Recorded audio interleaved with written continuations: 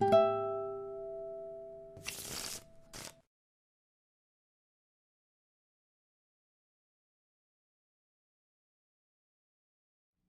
live 2 blocks from Pratt Institute, a private art college in Clinton Hill, Brooklyn. On the weekends, I often venture into its sculpture park, its main campus essentially, which is open to the public 24 hours a day, 7 days a week. At some point toward the end of the summer of 2012, around September 1st, I noticed the appearance of graffiti defacing many, at least 15 of the placards that surround and provide information about the sculptures in the park. I insist this graffiti wasn't my doing. Nonetheless, it was intriguing. Here are some examples of the vandalism. In my opinion, this is not the work of an artist looking to simply tattoo the same egocentric message that most graffiti artists in Brooklyn paint on public spaces, private property in most cases. It's different, not necessarily any less malignant, but still, not the same.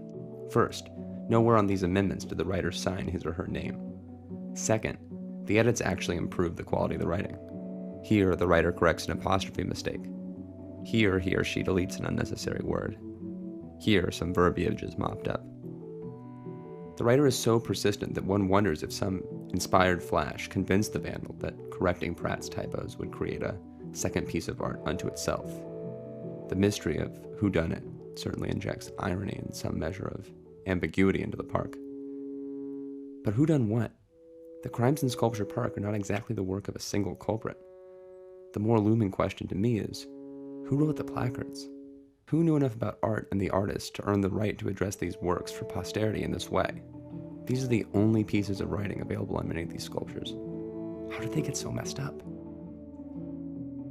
I spoke to some of the artists featured in the park and asked them how the placards had been written. Did they compose the text themselves and submit their writing, or were they written by someone on campus?